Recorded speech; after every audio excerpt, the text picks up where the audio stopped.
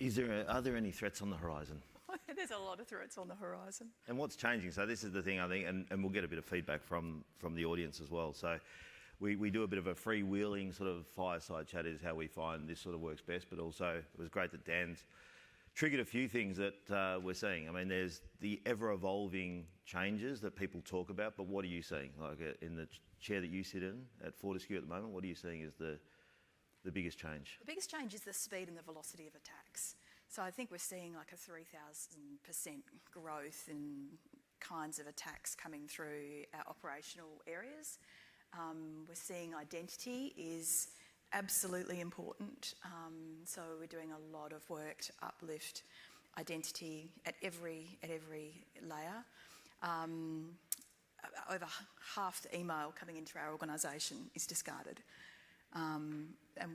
And that just gives you an idea of the volume of attacks and the volume of kind of malware coming into an organisation. I'm dealing a lot with deepfakes and deepfake takedowns for very important people, and that's very important for brand and reputation management as well. So that's something quite new on the horizon that requires its own level of kind of management and attention. But I think if you think about the size and the scale of the problem, it's industrial. So it's an $8 trillion economy. It's an economy that is scaling. That's the third largest economy in the world, and it's growing at 15%. So if you think of the fastest growing economies in the world, China and the US growing at about 5%. This is growing at 15%, and the blurring between cybercrime and cyber war. Just with the geopolitical changes that keep unfolding, it just gets continuously blurry. And our supply chain is really complex, right? In the industry are so focused on fixing these other things that we think are sexy and good, but it's often just the real basics that people are getting in on, isn't it? It is a multi-factor, or someone sends a message on WhatsApp and they click on a new Zoom link or something like that. It's not overly... Well, you look at Scattered Spider, two attacks, both relate to identity-based attacks, both had a level of kind of research. One was to a help desk kind of service, and then there's that entry point into an organisation, and then there's, data exfiltration. So I think most organisations are doing the fast attacks reasonably well. So we've got our threat detection capabilities well exercised for the fast attacks, but it's the slow attacks that are actually taking us by surprise. And by slow attacks, I mean those with lateral movement. I mean those that are insider threats, those that are well planned and well executed, bit by bit by bit, hiding in the network for quite a period of time and then launching. They're the attacks that are really hard to find. They're the attacks taking my attention at the moment. Yeah, and I think my side is obviously the other side, right? So with the dynamic standards, or SMB 1001, that's been built to help small business, and that's 97.3% of the businesses in Australia have 20 employees or less.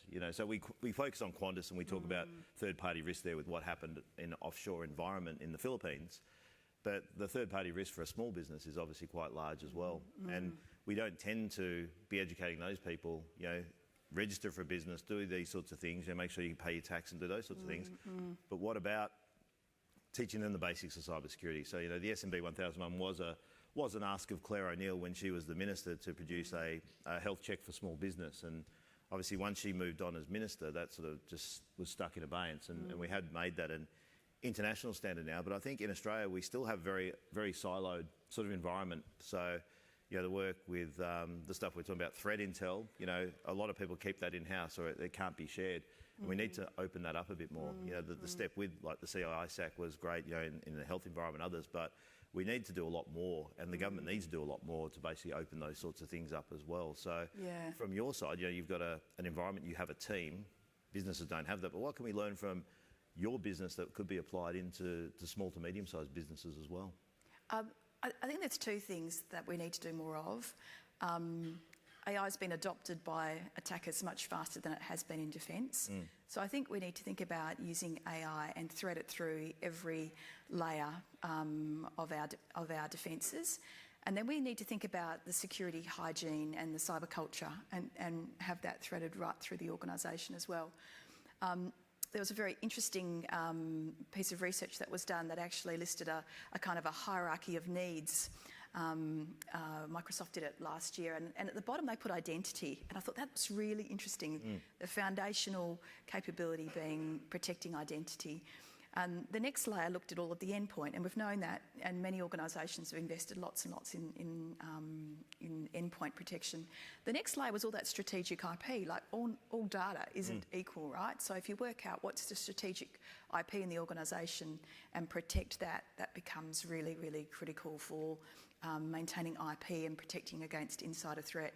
And the thing at the top was then the security operations, right? But if we can actually think about weaving through each of those some of the latest capabilities that are available with AI, but then also driving this cyber culture right through and threading it through each one of those as well, we actually form a much stronger kind of set of programs that run through the organisation. Yeah, and I think, and I've said it often, is that starting in the school environment needs to happen as well. You know, we're trying to unlearn bad habits in the workplace often. So part of your job is to have probably someone who teaches culture and training, and in the organisation, people getting sick of phishing simulations and different things, you know, that are not cutting through as much. There needs to be something where it becomes like brushing your teeth for a child or putting a seatbelt on the vehicle. We need to start a lot earlier, and the teachers don't have it either. So there's this big gulf still in the schooling system, and kids are getting thrown devices before they can even speak. You know, they're on their iPads and on their iPhones and flicking through who knows what. I don't know how many stories I've heard from friends that have said, oh yeah, my kid went and bought something on Temu or something, you know. What else are they doing besides buying something? You might be able to get a refund on that, but you might not get a refund on something they click on your iPad. So the work environment is a difficult one to try and reverse because it's bad habits learnt over a long time. What do you see we can do to go back at the start and actually see if we can enact and use good habits right from the start? Yeah. So we have organisations full of really smart people and smart workers. What we need is organisations full of secure workers. Yep. So we actually really have to do what we've done in mining and constructions around safety. We've got to do the same thing with security. So one of the KPIs we're rolling out in our organisation for every leader and every work group is to actually have security conversations as part of their mid-year review, annual review. What have you done to contribute to security? If you're a developer, what have you done to check your code? Are you using the tools the company's provided? Are you doing peer reviews of what you're building? If you're an infrastructure or network, similar kinds of things, making everyone kind of reflect and have that kind of security conversation is really important, because it can't just sit on the shoulders of one person. It has to be something that everyone's thinking about all of the time. And just like we would call out, you know, someone who's not wearing a seatbelt, we should be calling out behaviours that are kind of risky for the organisation as well. And we need those kind of meerkat programs that call out, I'm seeing some really unusual behaviour, someone's printing a lot, someone's showing up to work at erratic hours, you know, reporting those sorts of things so we can kind of see what's going on with the manager underneath things. The Defence have done that really well for years and years. And mining's done it with occupational health and safety. We have. So in that environment, that's been driven so hard through culture, hasn't it? You know, and you see that with whether it's fluoro vest, the hard helmet, entering areas and knowing what you need to do at each area. But at work, you know, people are still leaving their laptops up wide open, you know, and walking out and going have lunch or something like that, you know. So there's still those sorts of things where it needs to be a little sticky note on there or something to say, you know, close it down, or, you know, put another, you know, buy everyone a packet of biscuits or something like that every time you leave your computer open or something, you know, to just change that behaviour. But the occupational health and safety did take probably a good 20 years to actually become enacted. So we needed to start a long time ago, but how do we start hard now? You know, what sort of things are you seeing that's working in that environment? Or there's actually some really good developer tools that I'm seeing. So we've got some great platforms that actually, as developers are coding, are prompting them for secure by design right from the beginning, which has been some really great to see some of those tools. I think if you can produce standards and patterns for building in cloud environments and for using AI as well, that actually helps people because they can refer to a standard, a pattern, and they can implement with that. Yep. So that's something that's worked really well, and just that continuous kind of conversation. We've done a lot of work in our organisation to actually understand, this shadow AI topic, to understand who's using AI and what they're using it for. And we actually allow a lot of that innovation to occur.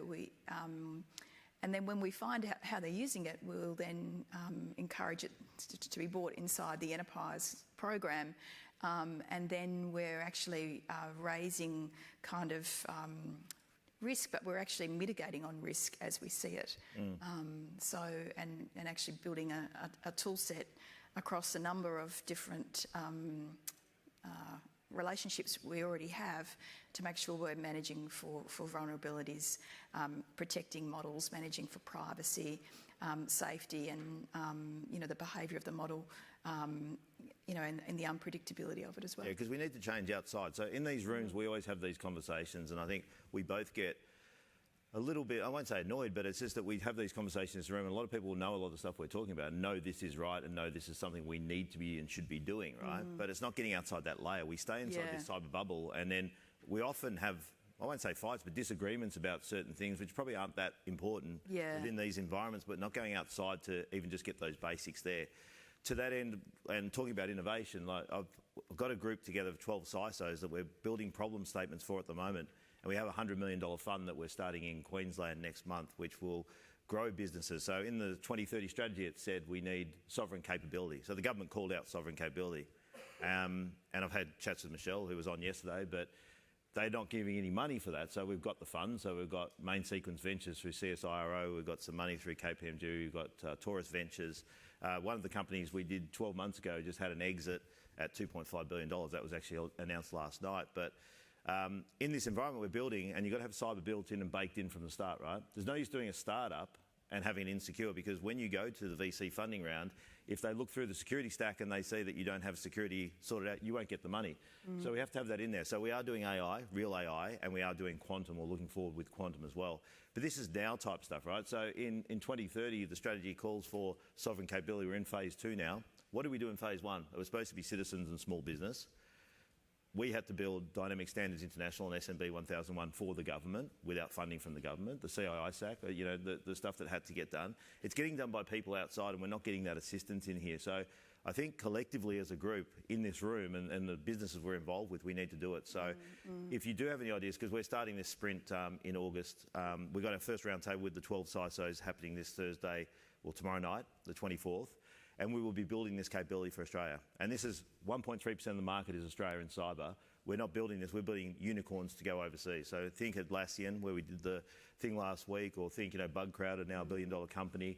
So thinking about creating companies here in Australia that we can be proud of and stand behind, because we're a bit far behind in what we're doing, and we're not protecting and building. We have some uniqueness here, like within mining, within industries here in Australia, that we don't have anywhere else in the world, and we are very remote. It doesn't look like America's there to back us anymore. Like if we're fair income about it, we are on our own.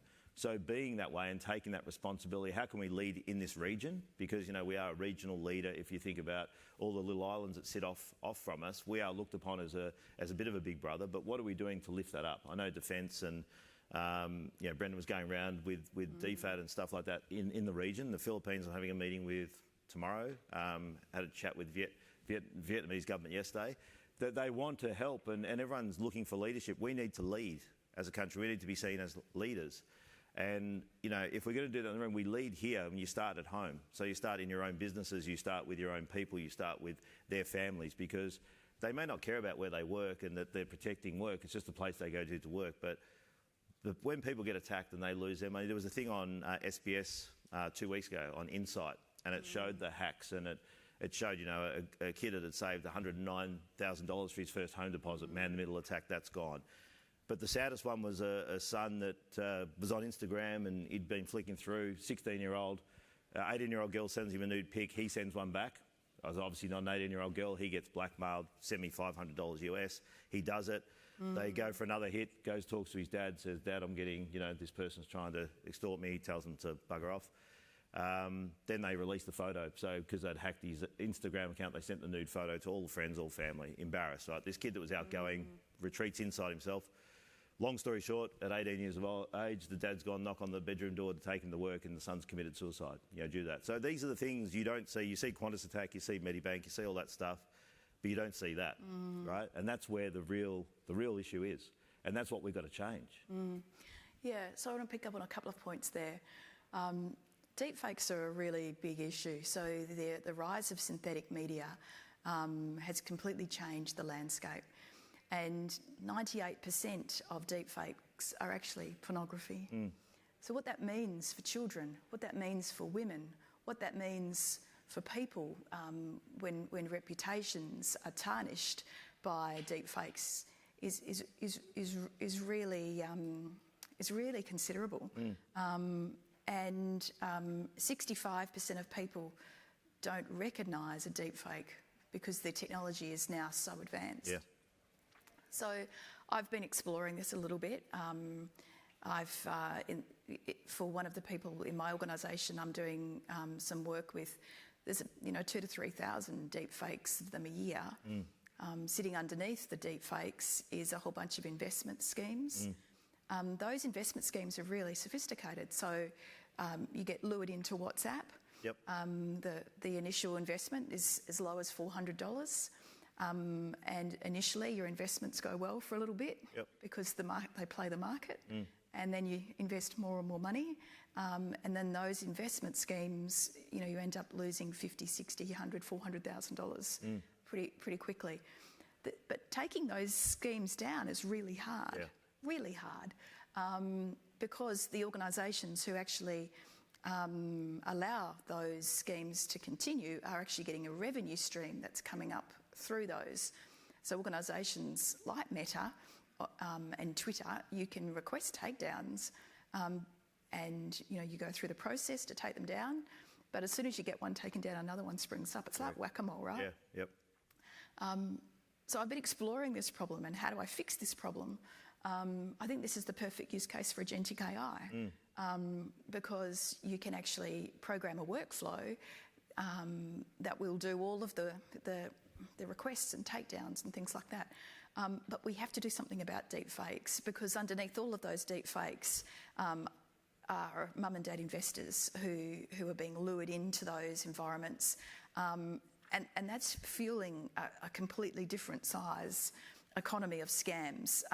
It's that fear of missing out too, isn't it? Yeah, because you see the price of, just say Bitcoin as an example, it does spike fairly quickly. It was 75 US a little while ago, what's 130 or something like that. And people, when they see investments going like that, they just have to jump in. They don't do that much research. They're like, that looks legitimate, I'll just jump into that.